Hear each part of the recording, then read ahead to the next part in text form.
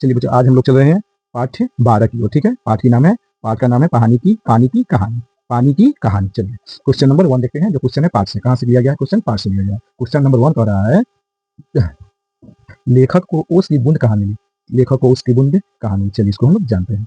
लेखक को प्रातःकाल बेर की झाड़ी के नीचे से गुजर रहा था कि बूंद अचानक उसकी कलाई पर गिरी और सड़क कर हथेली पर चली आई।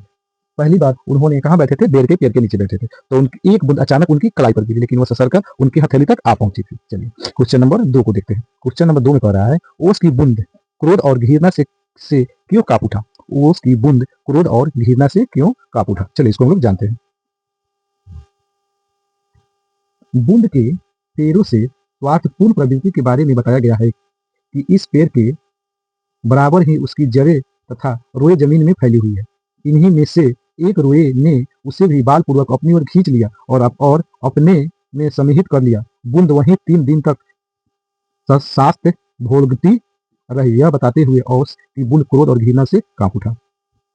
क्वेश्चन नंबर 3 को देखते हैं। हाइड्रोजन और ऑक्सीजन को पानी से अपना पूर्वज पुरखा क्यों कहा गया है? हाइड्रोजन और ऑक्सीजन को पानी में अपना पूर्वज पुरखा क्यों कहा गया है? क्यों कहा? चलिए इसको हम जानते हैं।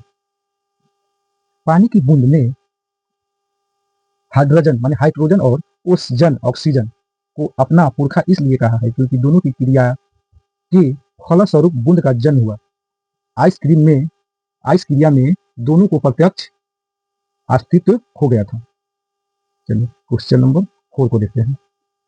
पानी की कहानी के आधार पर पानी के जन्म और जीवन यात्रा का वर्णन अपने शब्दों में कीजिए। पानी की कहानी के आधार पर पानी के जन्म और जीवन यात्रा का वर्णन अपने शब्दों में लिखिए। चलिए इसको हम जानते हैं।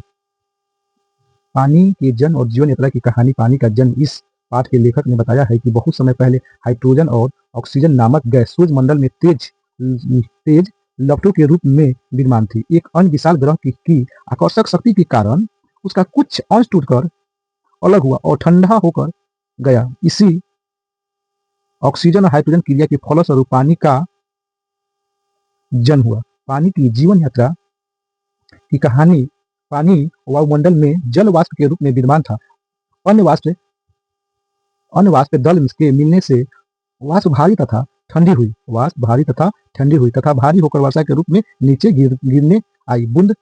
बूंदे की पहाड़ की चोटियों पर बर्फ के रूप में जा गई। सूर्य की किरणों के कारण उष्मा ने उसे पिघलाया तथा कुछ हिमालय खंड भी टूटकर इस पानी के साथ सरिता में आया। सरिता से यह पानी सागर में पहुंच गया। पानी सागर की तली तक चट्टानों के बीच से होकर गहराई में चली गई।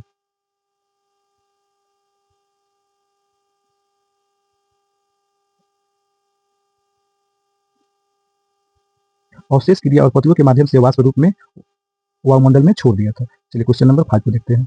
कहानी के अंत और आरंभ के हिस्सों को स्वयं पढ़कर देखिए और बताइए कि ओस की बूंद लेखक को आप बीती सुनाते हुए किसकी प्रतीक्षा कर रही थी? कहानी का आरंभ और अंत पढ़कर हमें ज्ञात होता है कि ओस की बूंद लेखक को आप बीती सुनाते हुए सूर्य के निकलने की प्रतीक्षा कर रही थी। सूर्य की वाष्प पाकर उसमें उड़ने की क्षमता आ जाएगी और वह उड़ सकती है। चलिए क्वेश्चन नंबर देखते हैं, पाठ से आगे की क्वेश्चन। जल चक्र के विषय में जानकारी प्राप्त कीजिए और पानी की कहानी से तुलना करके देखिए कि लेखक ने पानी की कहानी में कौन कौन सी बातें विस्तार में बताई है। चलिए जल चक्र के बारे में लोगों को जानना। चलिए पानी हमारे आसपास नदियों, समुद्र, झील, कुआं, तालाब आदि में विद्यमान है।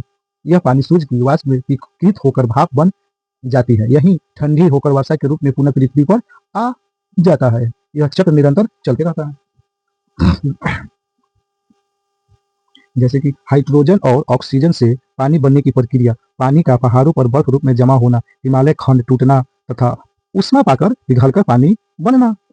पानी की बूंद सागर की गहराई में जाना तथा विभिन्न समुद्री जीवों को देखना। ज्वालामुखी के विस्फोट के रूप में बाहर आना आदि। चलिए 2 को देखते हैं। पानी की कहानी पाठ में ओस की बूंद अपनी कहानी स्वयं सुना रही है और लेखक केवल श्रोता है। इस आत्म कथात्मक शैली में आप भी किसी वस्तु का चुनाव करके लिखिए।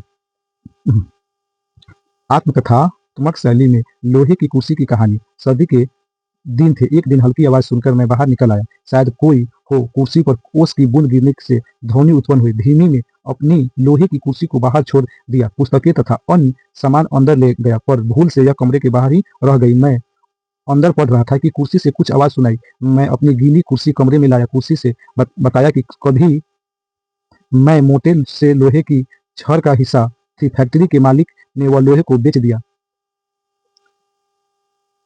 चलिए इस क्वेश्चन को खुद से भी लिख सकते हैं, जैसे इसे हम बनाकर लिखिए। चलिए इस क्वेश्चन को देखते हैं। समुद्र के तल पर बसे नगरों में अधिक ठंड और अधिक गर्मी क्यों नहीं पड़ती है? समुद्र के तल पर बसे नगरों में अधिक ठंड और अधिक गर्मी क्यों नहीं पड़ती है? जो नगर, जो शहर समुद्री तट पे बसा हुआ है, उसमें ना अधिक गर्मी पड़ती है ना अधिक ठंडी पड़ती है। इसका क्या कारण है? चलिए, समुद्र तट के आसपास के इलाकों को पानी अपने आसपास के तापमान न अधिक बढ़ने देता है और ना ही अधिक घटने देता है। यहाँ तापमान समशीतोष्ण अर्थात सुहावन बना रहता है। यही कारण है कि समुद्र तट पर बसे नगरों में ना अधिक सर्दी पड़ती है ना अधिक गर्मी पड़ती है। क्वेश्चन नंबर 4 को देखते हैं। पेड़ के भीतर फवारा नहीं होता तथा पेड़ की जड़ों से पत्ते तक पानी कैसे पहुंचता है? इस प्रक्रिया को वनस्पति शास्त्र में क्या कहते हैं? इस क्रिया को जानने के लिए कोई आसपास कोई आसान प्रयोग है? जानकारी प्राप्त करके लिखिए। चलिए इसे भी जान लेते हैं। पेड़ के तने